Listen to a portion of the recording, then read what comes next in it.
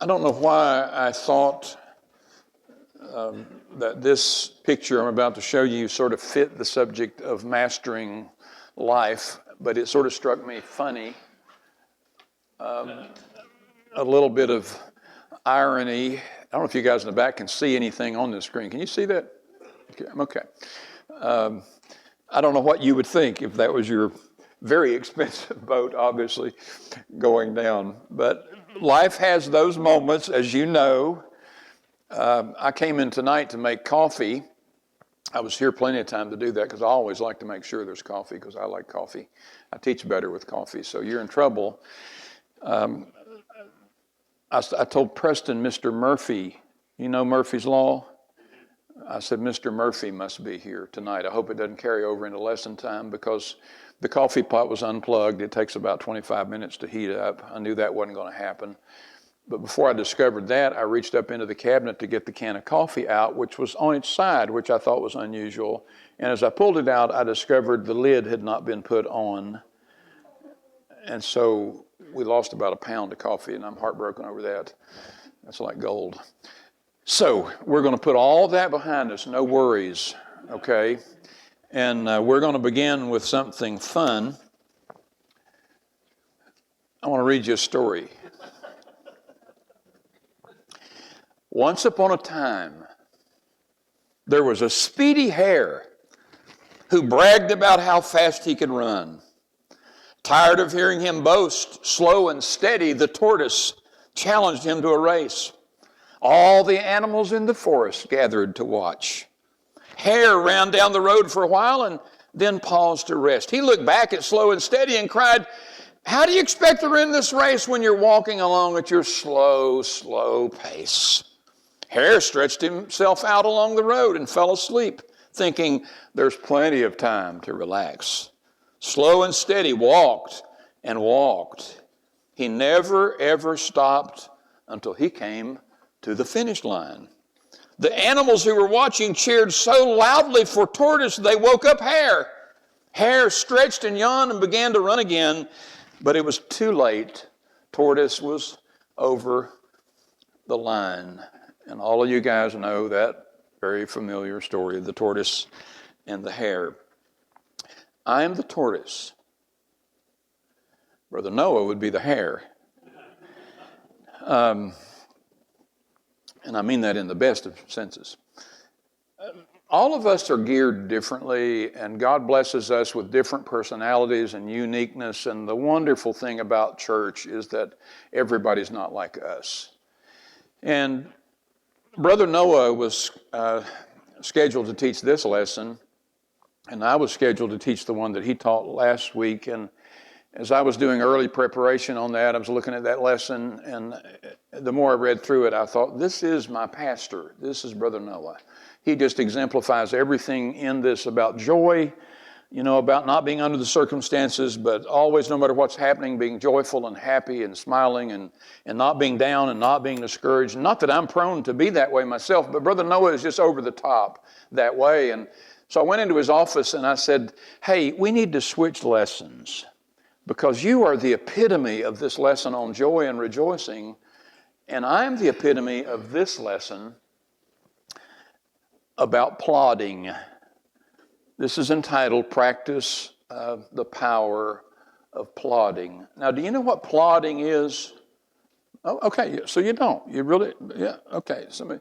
But plodding, it's more, I may have to illustrate it more than define it. The word, and I did a little research on this, and we're not really sure where the word came from. We think it may come from the same word as puddle, as in a puddle of water. They think it may even come from the sound that represents this. But the hare ran, the tortoise plodded. We talk about plodding along, just plodding along. Plodding is not a 100-yard dash. Plodding is not a race. Plodding is just starting off and just not quitting, not stopping. Don't stop to rest. Don't stop to look at the scenery. You just keep going, and you keep going, and you keep going.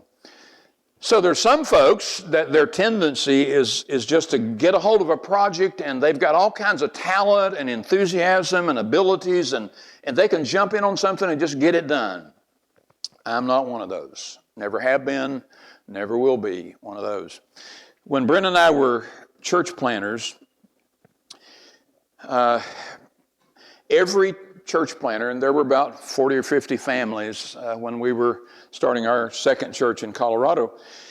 Every church, every missionary family, every church planting family, each month would get a packet of newsletters when we were printing paper copy newsletters, and we would get every single church planter's newsletter every month. And so we would sit down and we would read about these folks with enthusiasm and talent and excitement and how good they were doing. And they had been there 6 months, and they've got all these things going on, and they've got a building already, and they've got this. And every month we would get discouraged because none of that was happening to us. And so we'd feel sorry for ourselves. And we'd sort of say, man, I wish I had that guy. Man, he can preach. Man, he's got all these gifts. And boy, they can sing. And God's just blessing their church. And we didn't know what to do except just to keep doing what we knew to do as best as we could do it. And we plodded along. And we finally brought the church in Colorado Springs to, we ran about 110, 120 folks on a good Sunday. Enough to pay a pastor, and some of the best folks I've ever pastored anywhere. We'd seen tremendous growth in people's lives, not so much growth in our church. Never had 500, had 350 one Sunday on a real big day. But we just sort of did the best we could. So when we finished that work, and we'd been there about a year, and you'll find out why I'm telling you this story, they had all the missionaries get together in Nashville, all the guys that were planting churches. And the director of home missions at that time said, Bob, I want you to do a little seminar during that conference with the missionaries, and here's what I want you to speak on: how to build a church in the West. Because we didn't have many churches in the West, still don't have many churches in the West. Free Will Baptists are a southern and an eastern movement, but the farther west you go, the fewer churches that we have. And some of those churches aren't doing well now. We're having fewer and fewer in some of our states now.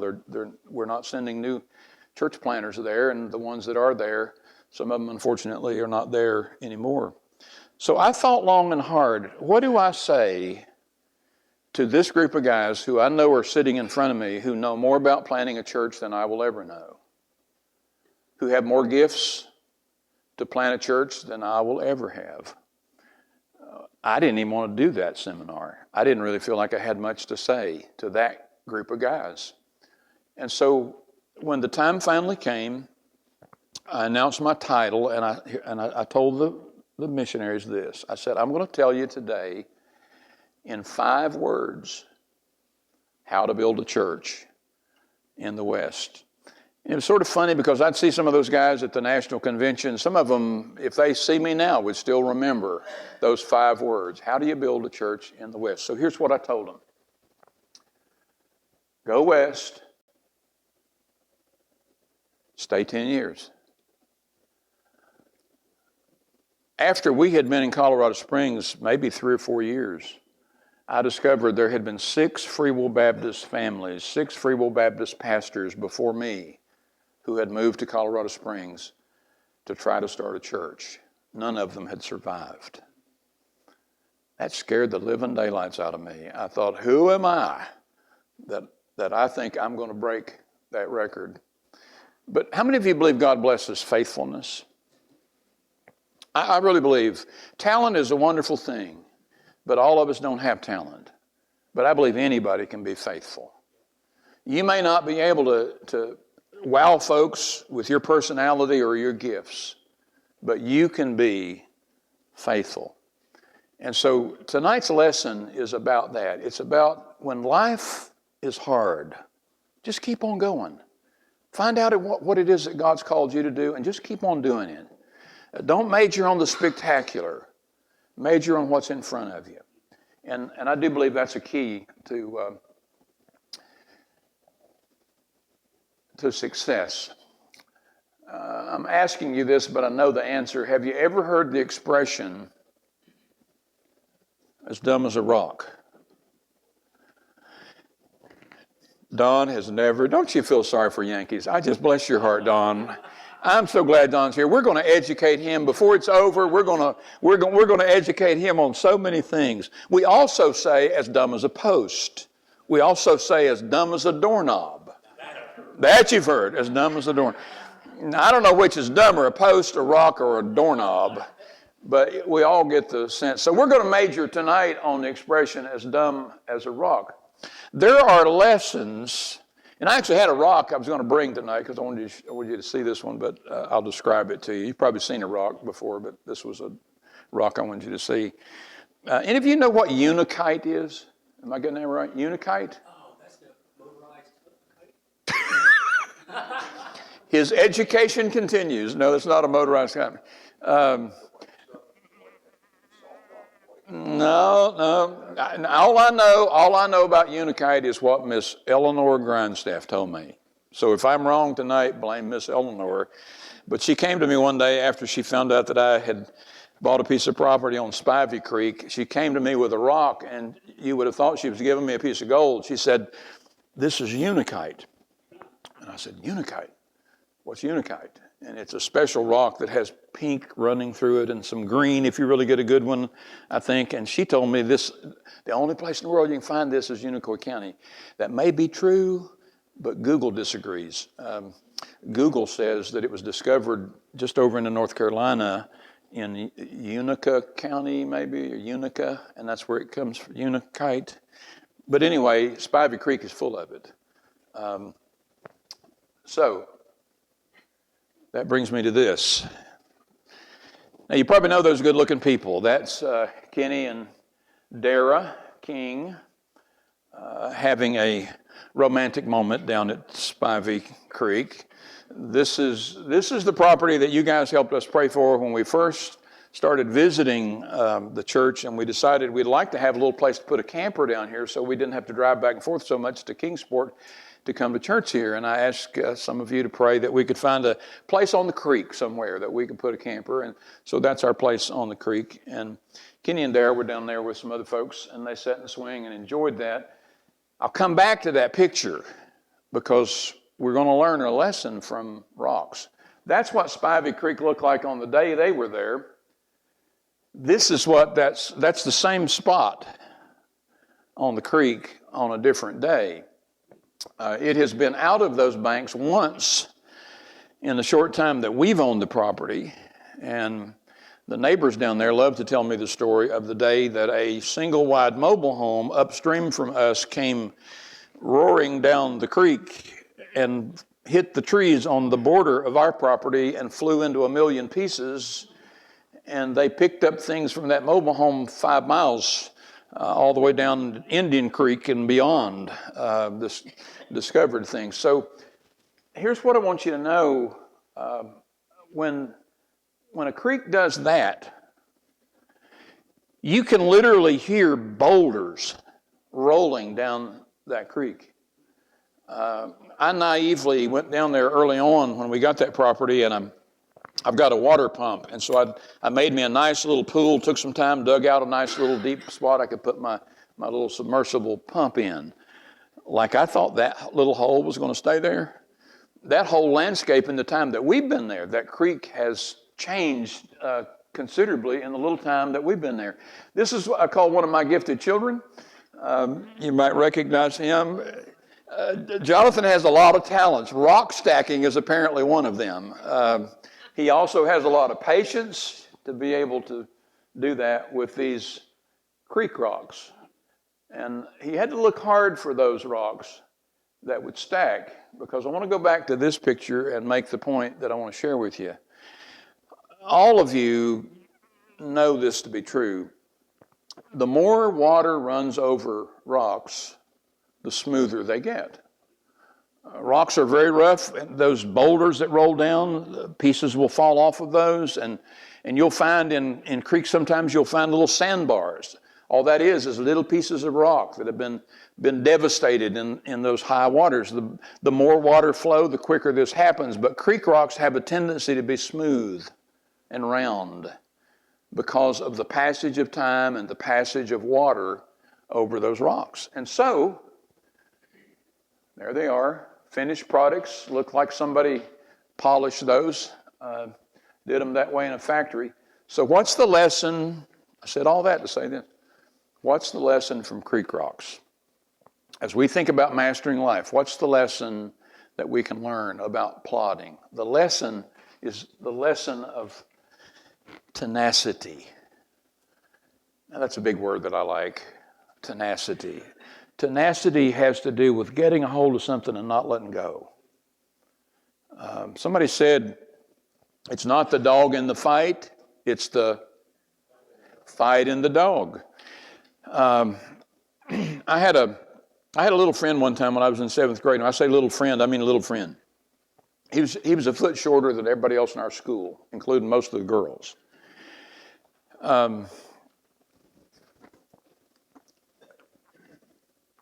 A guy at school one time made a disparaging remark about my young friend's sister.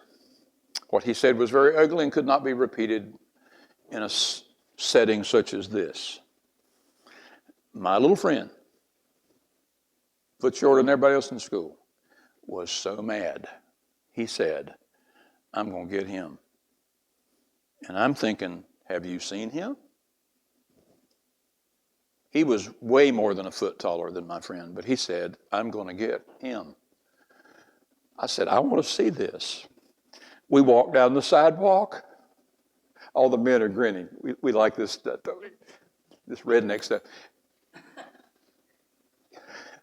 We walk down the sidewalk. We get to this guy's house. I thought he doesn't have the guts. I'm this big old kid. I thought he's going to, if he gets into this guy, it's not going to be fun. It's not going to be good. We get to this guy's sidewalk. He walks up the sidewalk. I stayed out on the street. He said, I'll be back. He looked as cool, calm, collected as he could be. He walked down the sidewalk. He knocked on the door. And as calmly as he could, he said, can I talk to you a minute? And the big guy stepped down on his level. And as soon as he hit the bottom level, my friend, with no warning, no conversation, no anything, hauled off and knocked the living daylights out of him. Just sucker punched him. I mean, boom, down he goes. And my friend goes, met me on the sidewalk, and then both of us went down the street. I don't know what happened the next day, but I do know he had that bulldog, tenacious personality. Now, you get that sanctified, you get that right with God, and you put somebody serving the Lord with that same tenacious spirit, he'll get the job done. And that's what plodding is, my friend, the power of plodding, tenacity. Rob says life has a cumulative effect. It compounds constantly. There's no way to know the ripple effect of our labor when patiently, ploddingly pursued. And I've highlighted that little phrase, the ripple effect. Somewhere else in this book, Brother Morgan says something that I have, from the first time I read it, it's never left my mind. And it's such a great truth. I want you to listen carefully to what I'm about to share with you from Brother Morgan. He says the influence of our life is like a stone that you cast into a pond. And all of you have done this. You can throw a little pond or a big rock, whatever. You can throw a stone out into a calm lake, and it'll make a little circle. But then from that circle will be a bigger circle. And from that circle, a still bigger circle, and still bigger circle, and still bigger circle.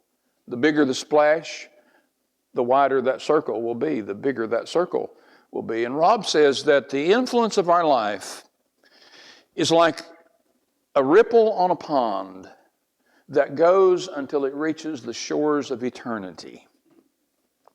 I've never been able to forget that expression. You will not know for sure until you get to heaven what influence your life has had. I love when I share my testimony of how I got saved. The Gideons were just a tremendous part in this, and it's an amazing thing that God did through the Gideons. But when I speak to the Gideons and share my testimony, I love to remind them that there are two men who never knew until they got to heaven that they had any influence whatsoever in my life. They came to my school in the 5th grade, and they laid a New Testament on my desk. They walked into my life and out of my life on that day. And when they got to heaven, somewhere along the way, and this is an encouragement, we got at least 2 Gideons here tonight. Somewhere along the way, I don't know how this works. I don't know who would tell you, but I'm sure somebody has by now. Hey, let me tell you something you didn't know. You passed out hundreds and hundreds of Bibles. One of those went to a little kid in Oceana, West Virginia. That Bible changed his life. God used that Bible in amazing ways to help him come to know the Lord. That little kid became a preacher. He started 3 churches. He pastored several more. He had 3 boys. All 3 of those boys became preachers. Some of them started churches. And all the influence of all of that came from one day when you laid a Bible on a little kid's desk and you died never knowing that. I think there's a lot of folks in this world who think they're not doing much for Jesus. And I'm going to talk to you in a minute about a couple of groups like that who are just plodding along, just being faithful. They're not talented. They're not gifted. They're not setting the world on fire. They're teaching a little Sunday school class every Sunday. They're working in Awanas. They'll be here when we go out and do the Reach Irwin event. They'll go knock on some doors and they'll put flyers on people's homes. One of those might change somebody's life. Just people doing what Christians are supposed to be doing, just being faithful. Praying for folks that will eventually come to know the Lord, but they never know how much influence their life has. Anybody know who that is? Do you recognize her face? Who said that? Man, you get the red star, Glenn. I don't know about you, but I'm embarrassed. And to be honest with you, I find it almost unbelievable that we lived in a country that at one time, if you were just born black and you got on a city bus, just because you were born black, you had to sit in the back of the bus. And the white folks sat in the front. That there were restaurants you could not go into. Multiple numbers of things that you could not be a part of or participate in just because you were born black. And I hope and pray, guys, if there is an ounce of any kind of prejudice left within us tonight, that we know how wicked and awful that is. I hope we have been enlightened, even in the South, amen, to know that God loves everybody and that we are all the same inside. And I don't know about you, but I didn't choose to be born white. I just showed up that way. And by the grace of God, they say, got to be born a Southerner. Don had to, were you born, where were you born, Don? He is our token Yankee. He's the only one we got. He's the only one we got to pick on. Now we got other Yankees here, but they've sort of hidden it over the years, and we've forgotten that they were Yankees. But this lady refused to give up her seat and helped to begin what's known as the Civil Rights Movement. I know that was a rocky time in America. I know there were bad things done on both sides during that. I lived through it, so I remember it well. But this lady, with a very simple act, helped change our country. Everybody here I know has seen that picture. We have no idea, and investigative reporters, people with great skill to find out, have tried to find out, and nobody was ever able to find out who that person is, who is not just withstanding a tank, but is risking his life in communist China to make a statement that we can do here with no fear of being put in jail or anything else. He's making a political statement at risk of his life, and we don't know what happened to him, if anything good or bad, from that. But he's making a difference with a small gesture. This is a story that I know you have heard and probably heard multiple times, but it is the absolute best illustration of the truth that I'm sharing with you tonight that I know of. Edward Campbell, the first guy in that picture, was a Sunday school teacher. He was one of those that I was sharing a while ago. He wasn't a preacher, he wasn't ordained, he wasn't a deacon, he wasn't on the board in his church, but he was a Sunday school teacher. He loved the Word of God and he loved people. He loved souls. He had a kid in his Sunday school class who was 17 years old that he was concerned about, and he went to where that kid worked in a shoe place of some kind, selling shoes or making shoes. But he went to his workplace, and he witnessed to that 17-year-old kid, and that 17-year-old kid was Dwight L. Moody. Led to the Lord by Edward Campbell. Now, if I put a period on the story there, it would illustrate what I'm saying, that you never know what one little act of faithfulness on your part as you plod through life. You never know what God might use you for and what He's already used you for. But amazingly, the story does not end there, and you can chase down this spiritual genealogy through time. D.L. Moody wins a guy to the Lord named F.B. Meyer. And I'm not going to tell you all the story of all of these guys, but these are all famous people in Christian leadership. F.B. Meyer influenced J. Wilbur Chapman. Chapman led Billy Sunday to Jesus. You know that name. Mordecai Ham, you may or may not know him. Famous man of God. Mordecai Ham is the guy that got Billy Graham saved. So think about that.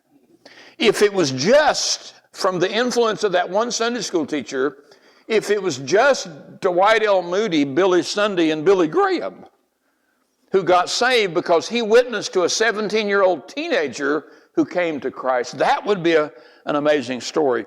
And that story is written, I think, in time, all the time, and we just aren't aware of when it happens. Rob says it's possible to be so concerned about great things, we fail to enjoy the little steps that are truly great. The little tasks we accomplish are often greater than the big ones we envision. I like that. Some of us are great at planning, and I'm going to say more about this in just a second. It's okay to plan. You think it's okay to plan? They say we plan and God laughs. It's okay to plan if you realize that our plans sometimes get rearranged by the Lord. His plans are greater than ours. His plans are better than ours. We need to always seek His direction and His guidance. Trust in the Lord with all your heart. Lean not to your own understanding. In all your ways acknowledge Him. We know the verse, right? We know the passage. And I hope you try to live that. But sometimes in the grand scheme of planning what we're going to do, the great things we're going to do for God, we forget about the little things, the little place where God has put us, and the little things that we're supposed to be doing, beginning with things like just being faithful to come to church, being faithful to give, being faithful to serve, which I think the preacher's going to preach about this Sunday, one of the Christian disciplines, finding a place to make your life count for Jesus. So while we're planning the big things in life, it's okay, but focus on just being faithful at what God has put directly in your path that you can do for Him. And by the way, sometimes those things are not the fun things. When Brother Noah first started talking to me about getting involved here, he said, you can do anything that you like doing. Well, some of the things that need to be done, I'm going to be honest with you, I don't like doing. I'm going to be up here Friday, trying my best to get this done. Been trying to do this for 2 weeks. When we had the big freeze back in December, the preacher came up here one day and there's water running out of those doors over there. The ceiling in the storage room back there caved in. And it's a little tight space, a little difficult to get drywall in, but I told Brother Noah somebody needs to put that up. So I've got a volunteer going to come and help me Friday, and we're going to try to get that ceiling put back up. That wouldn't have been on my list. I tell you what I'm really hoping I get to do. I hope I get to do some drywall work. I love to do sheetrock work, especially on a ceiling. That wouldn't be on my list. But sometimes it's what's in front of you that needs to be done that you can be a blessing to do. Whatever will be a blessing. So let me talk to a couple of groups. I want to begin with mamas. There are whole groups of people that I think don't realize how important they are, both in the world and especially in the church. Do you know it used to be, and I know I'm dating myself because I remember these days, it used to be that being a mother was enough. That you could be fulfilled as a woman if you were just a mother. Hang with me here, okay? This is politically incorrect, what I'm talking about. It's really dangerous ice skating that I'm doing. So somewhere along the way, my generation is responsible for this, the baby boomer generation. We decided that although most all of our mamas had never had a job, we decided that we could not be fulfilled anymore, that a woman could, it was not enough to raise a child and influence that child and do everything they could to help that child be what they need to be. That was not enough. You really needed to be the vice president of the bank, or at least on the board at the bank, or something. You know, you need something, because being a mother is not fulfilling. Where did we ever get that idea, that being a mother could not be fulfilling? Now, I understand there are folks who have no choice, and I do understand. I do believe there are occasions where mama has no choice. Listen, I won't get into all that, but I just want you to know I understand that. So I'm not putting you down if you got a job, or if we got a vice president of the bank, I need to get to know you. If any of you ladies happen to be, because I need a bank account in Irwin, mine's still in Kingsport. I'm not just bringing this up to stir something up. I'm saying, do you know what a mother does?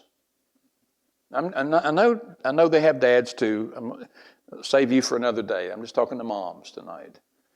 If you, all of your life, all you ever did was have children, that's a pretty good accomplishment. We guys get to skip that. You have children, and then from the time they're a day old till the time they leave your home, 24/7, you pour yourself into a child. That's a pretty significant job, I think. We were studying this passage this past week in our weekly Bible studies, Exodus 2:3, and I want you to look at this. And when she could no longer hide him, for those of you not in that study, this is when the Pharaoh had decreed that if they had a baby boy, they were to kill him.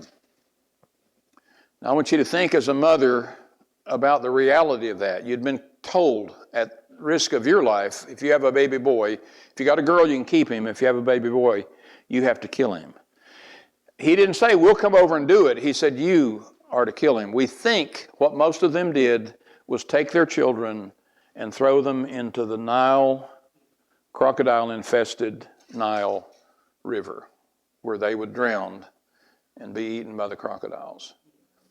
But this mother, it says, she took for him an ark of bulrushes, daubed it with slime and with pitch, and I've always pictured Moses' mama making this little boat and making it waterproof, and the tears dripping from her eyes as she made what she thought might be her baby's coffin. And then she puts that little baby in that little boat and laid it in the flags by the river's brink. And as you know, she got Moses' big sister Miriam to go stand and watch and see what would happen to her little baby who's 3 months old. I told our guys when I was studying that this week, here's what I wrote down for the truth that the Lord spoke to me about. You never know what's in the baby boat. Do you know what she saw? She saw her dearly loved son. That's all she saw. She saw a baby that was hers, that came from her body, that was a product of her and her husband's love for each other. She saw all that all of us would see, but she could not look down the road and know what was in that little baby boat. She didn't know this is Moses. This 3-month-old little boy. Mamas, let God speak to you about this. This 3-month-old little boy. If you named the top characters of Scripture, I don't know where you would put Moses, but I think he would make the top 3 for all of us. If you name the top the well-known spiritual leaders of all time, Christianity, the Muslims, the Jews, this little baby in the boat, this little Moses, is a whole lot more than just a little baby.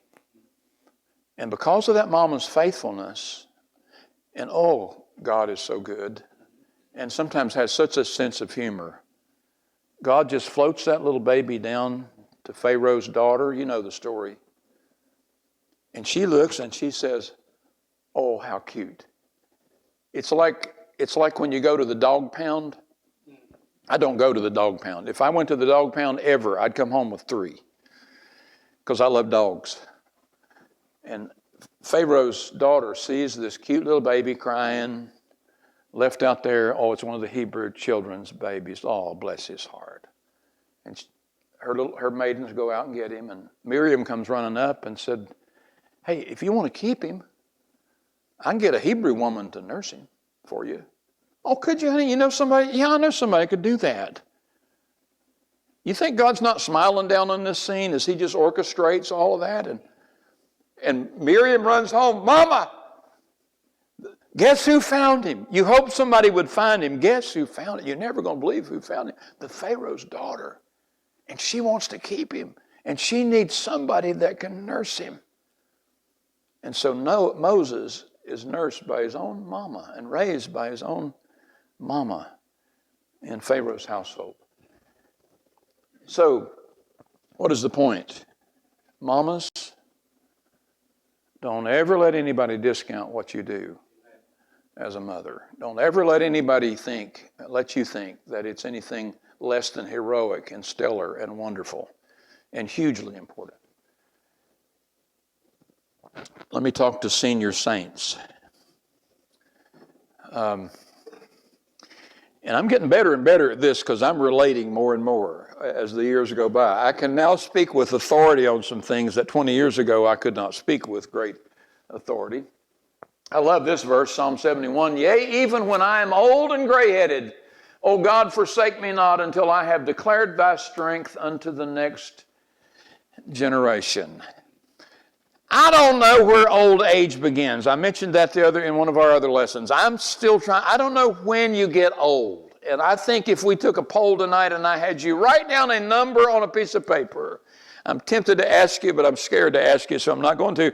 If I said write down a number on a piece of paper when you think you can say I'm not old yet up to that point, but after you get to that number, that is a big enough number that you can't say anymore, I'm not old. You were old when you get to that number. I don't know what number you would write down. I don't know what number I would write down. They say age is just a number. They say you're only old as you feel. I know all those cliches that we bat around. But I will tell you this. I'm learning something about the process of aging.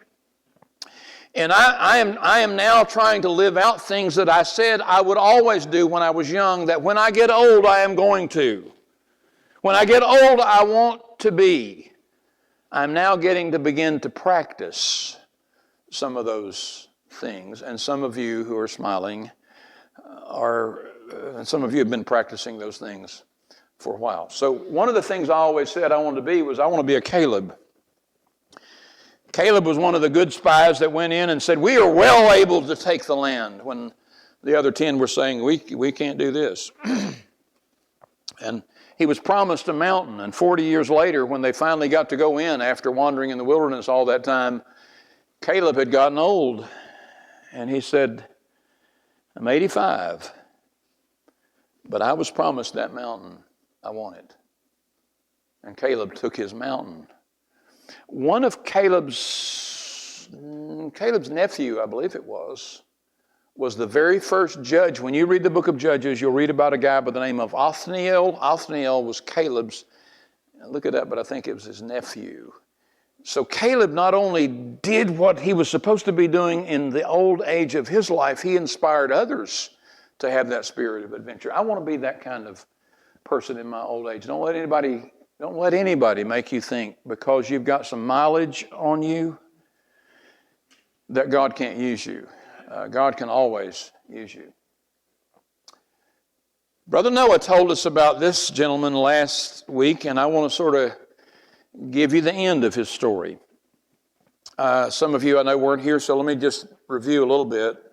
Thomas Tipton was a shoe shine boy in Washington, D.C.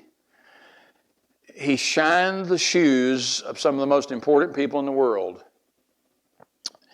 He was, as you can tell from his picture, a little black boy when he was doing that. He went to an Easter egg event that we still have at the White House when he was little and was told that he could not come in because he was black. Back to that again. He went home, and Brother Noah shared the story that his folks were very positive and encouraging to him and said, look, basically don't let that get you down. Don't pay any attention to that. You just do what you're supposed to do and you do right. And he did. He didn't grow up with an attitude.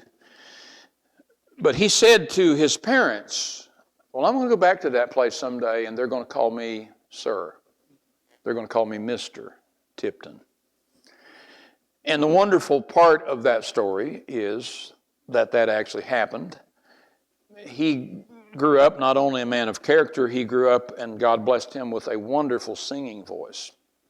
And he became well known in the Washington, D.C. area for his voice and began to be invited to some major events to sing. And eventually, one of those invitations was to come to the White House and sing to the President and First Lady. And he did that on multiple occasions with multiple presidents and first ladies. But Brother Tipton got old, like all of us do. And about 3 years ago, he died. But before he died, after the invitations to the White House dried up, you do understand as you get old, you can't do some things as well as you used to. Have you figured that much out? I'm struggling with that one. I don't like that one. But I'm finding out you can't do some things as well as you used to as you get older, and that included his singing. It did not get better as he aged, and finally the invitations to the big events stopped coming. But he still had a gift that God had given him. And so before he died, just a few years ago, here's what he said. The joy of singing at retirement homes is as great an honor as singing in the White House, for it represents the will of God. And I highlighted these words, at this stage of my life. Can I warn those of you who do have some mileage on the odometer, please don't slip into that, feel sorry for yourself, I've been pushed aside, nobody wants to listen to me anymore, they don't care what the old folks think. I know none of you have ever said that. Please don't slip into that. The truth is, every generation has to pass along to the next generation. But you never quit serving Jesus until the day you die. You just have to shift gears. You can go in fifth gear when you're young. As you get older, you have to downshift a little bit. And before you die, you're going to be in first gear. And you're going to be going slow. But be going slow with a smile on your face. Don't resent the fact or feel bad that you can't do what you used to do. Don't feel bad that you don't get invited to do what you used to get invited to. It's just a natural course of life. But you're very important, and I want you to know that tonight. So let me sort of wrap up this with a couple of Bible principles that are good to know. Proverbs chapter 16, verse 3, commit to the Lord whatsoever you do, and he will establish your plans. And let me show you some balance here. Zechariah 4:10, who hath despised the day of small things? The Bible tells the story of what we call Zerubbabel's temple. Solomon, as you know, built this unbelievable temple. It took 7 years to build it. Thousands of people worked on it. Everything in it encrusted with gold. I mean, it's just a beautiful, beautiful thing. That was destroyed, wiped out, gone. When Israel comes back to the Promised Land to rebuild the walls, Book of Nehemiah, and to rebuild the temple, they were not millions as they had been. They were not strong like they had been. They didn't have the resources that King Solomon had. Richest man that's ever lived probably was King Solomon. But they said, we're going to do the best we can. And they built a temple to the glory of God in the days of Zerubbabel. And there's this fascinating passage where it says when it comes to time, they finished the temple and they're there to dedicate it, that there were people shouting for joy at this beautiful temple. And there were other people who were weeping. The old folks were crying because they had seen Solomon's temple. And this temple couldn't compare to what had been. But, boy, there's a sermon in that. Does that sound familiar to you? The older we get, the more we want to focus on what used to be, what had been, the way it was. I hear us talking about that all the time. As you age, they say you have more past and more future, so you look back at it. I don't know what it is, but we focus. And in our mind, the old is so much better than the current. And so there you had that. The young people are giddily happy. They're excited. They had no temple at all before this. Now they have a place where they can appropriately worship God, and they're shouting for joy. But the old folks are sad. So here's the balance in that. Pray for, hope for, long for big things. But in the meantime, serve God in the mundane things. The truth is, the big things may never come. They may or may not. The mundane things will definitely come. That faithfulness I'm talking to you about. I want to end with this guy's story, and I'll give you one more quote, and we'll pray and you can go. You ought to look this up and read the details of this. It's a fascinating story. This guy lived in Italy, decided that he wanted to compete in the Olympics. This is many, many years ago. The Olympics were in St. Louis, Missouri. He's going to come to America, and he's just going to compete in the Olympics. He's a fast runner, which is sort of important if you're going to compete. He is a marathoner. That's the hardest thing you can do in the Olympics probably is run a marathon in competition. So he's going to do that. He comes over, but before he goes to St. Louis, he goes to Louisiana. And he ends up in New Orleans in a gambling joint. And he loses all of his money. He has to literally hitchhike from Louisiana to Missouri and walk great distances between rides. But he ends up getting to the Olympics. He gets there literally. He gets there at the last minute. He is so late. He shows up in his street clothes. I'm talking about pants and shirt. Everybody, these are the top athletes in the world. This guy comes, he takes a knife and he cuts off the bottom of his pants to make it a little easier for him to run. Now just picture this at the Olympics. All these top athletes in perfect condition and perfectly attired to run the marathon at the starting line. And here's this guy in his street clothes, shirt and pants. They start running. And much to everybody's surprise, this little Italian guy is out in front. Not dressed to look the part, but he's blazing away. And he gets miles and miles down the road. He can look behind him. There's nobody behind him. This is the tortoise. This is the story I started with, I'm going to end with. This is the tortoise and the hare. There's nobody within sight. He stops, and there's some folks on the side of the road that have some peaches, and he hadn't eaten like he should. So he stops, and they share their peaches. He eats a few peaches. He goes on down the road a little ways, and he's still hungry, and he sees an apple tree. He stops, and he picks some apples, and he eats them. He doesn't know they're not quite ripe yet. Ever eaten green apples? Know what happens to you when you eat green apples? So he eats these green apples, and all of a sudden, he doesn't feel too good. And so just like the hare, he says, I got to lay down a minute, but I can do it because I'm way ahead. Ain't nobody in sight. He lays down on the side of the road, sick and not feeling too good, took a nap, slept for a few minutes.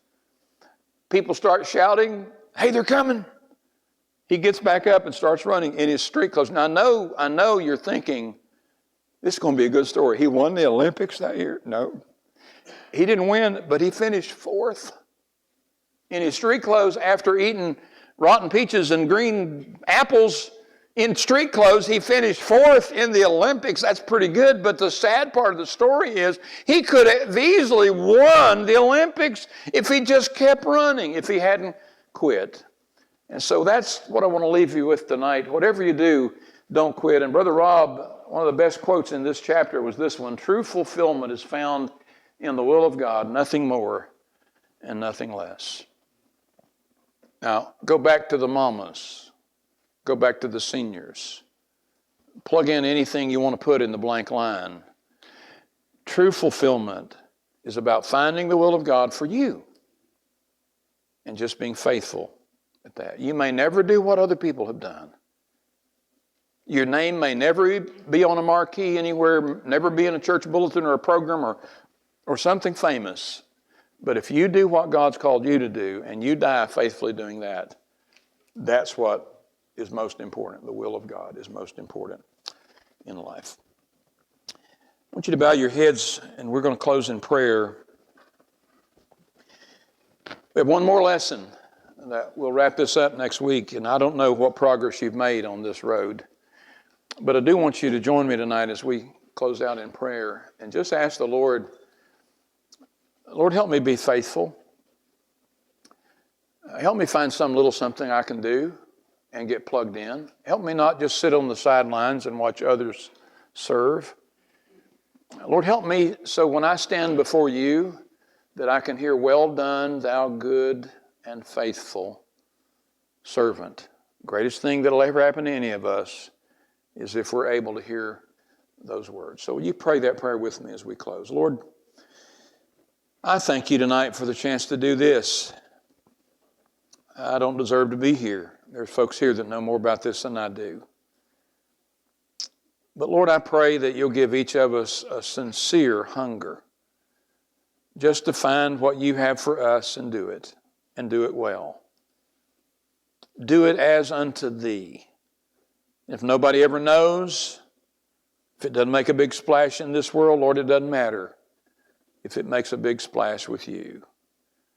Lord, I pray you'll encourage somebody here tonight that's sat in this service, and maybe they've got some years on them and they think, I don't have much life left and I don't know what I've done that really mattered for Jesus. Help them, Lord, to know that they've probably done far more than they can ever imagine. And one day, they're going to walk through the streets of glory. And at some point, they're going to find out how that ripple went from one place to another place and made a difference, more difference than they know. Help us, Lord, just to be thankful that we have an opportunity to serve and to be faithful as we do it. In Jesus' name we pray. Amen. Thank you, guys. Come back next week. One more.